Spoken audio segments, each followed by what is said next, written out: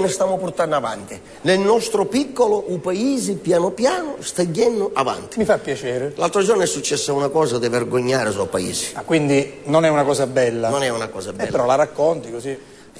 O bar do paese, noi altro bar o paese abbiamo un solo bar, sì. la piazza. Sì. Lei lo sa che do su Filippo bar di Sicchi.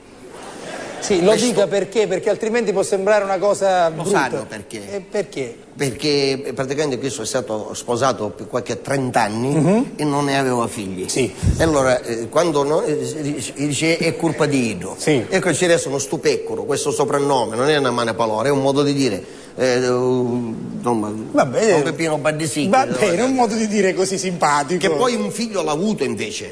Quindi, poi l'ha avuto quindi... e ha smentito tutto quello. Meno male, un figlio, un bel figlio. Un bello caruso, un bicerido, ma cose. Perché io, siccome stavo facendo Vicchiareddo, stava pigliato un aiuto, un banconista. Sì. Uno di questi ragazzi marocchini.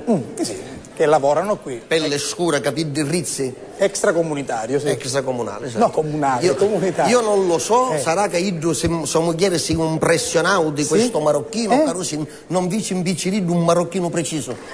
Io con dei capelli rizzi, con l'olivastro non da faccia, bello di bicerido. Quindi lei sostiene che la moglie si sia fatta talmente impressionare dalla presenza al bar di questo assistente aiuto marocchino che il figlio di Don Peppino è nato così, Miurinciolo.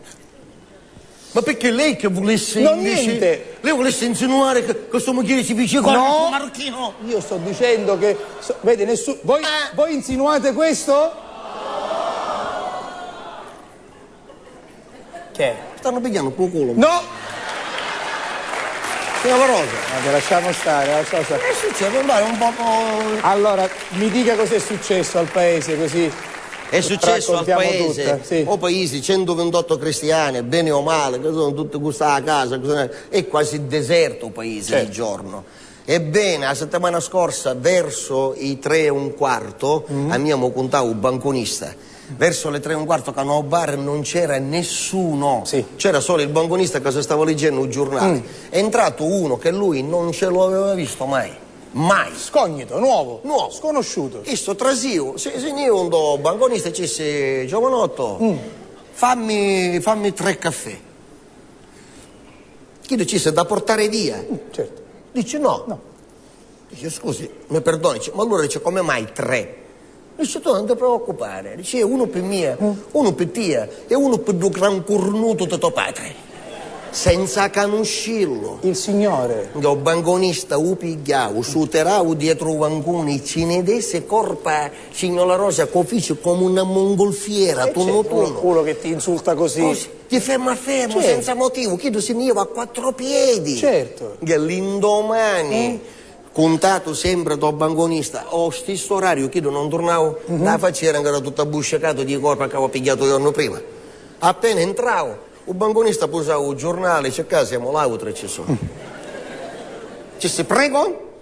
Questo piglia ci fare, c'è, giovanotto, fammi 2 caffè. Il banconista ci disse, 2, vero?